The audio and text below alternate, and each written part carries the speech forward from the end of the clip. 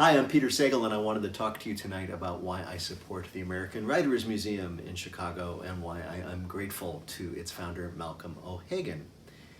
Now, the idea of a Writers Museum actually doesn't make any sense, because a museum traditionally is a place where you go and you see things that you cannot see if they were not in a museum. You know, works of art, sculptures, paintings, or artifacts, or examples of craft, things that people made and get put in a museum. What are you going to put in a writer's museum? Writers? No, nobody wants to line up and see writers, trust me, especially not after a few hours. Books? Well, the whole point of books, at least since Gutenberg, is that you can make a lot of them and you don't have to go someplace special to see them. Anybody can have them. And the idea of having books to just look at as opposed to read, well, that doesn't make any sense unless you're a very shallow person who wants to impress house guests. So to explain why I actually believe and celebrate the idea of a writer's museum, I thought I'd show you mine. This is my house, this is my mantelpiece, and these are some books I wanted to put right here. They're not my most attractive books, and they're certainly not my most valuable books, but they're the books that are most important to me over the course of my life.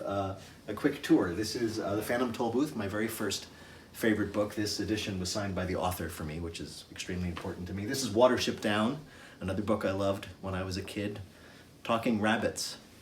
The Lord of the Rings, yes, as you're getting the idea, I was quite a dork.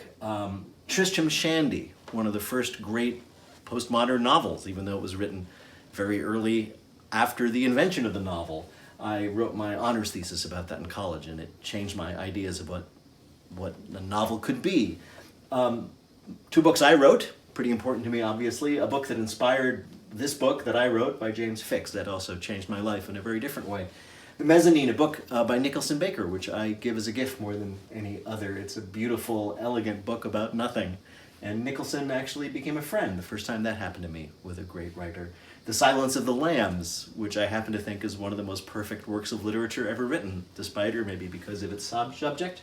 The City of the Saints by Richard F. Burton, one of my heroes, the great 19th century adventurer. The Most of S.J. Perelman, the great humorist, who probably did more to create my sense of humor, which ended up being professionally important than anybody else.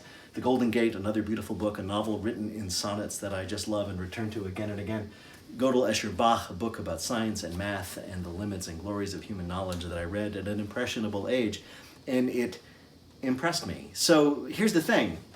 If you really wanted to get to know me, you could do one of two things. You could either spend a lot of time with me, which I wouldn't recommend, see my prior note about writers, or you could read these books, which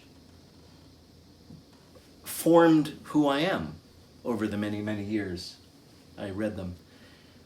That's the thing. A writer's museum isn't about things that people made. A writer's museum is about the things that made people, just as these books made me.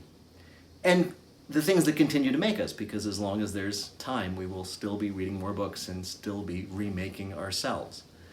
So thank you to Malcolm for founding the museum, and thanks to everybody who supports it, that would be all of you, for creating and sustaining this museum of the things that made us.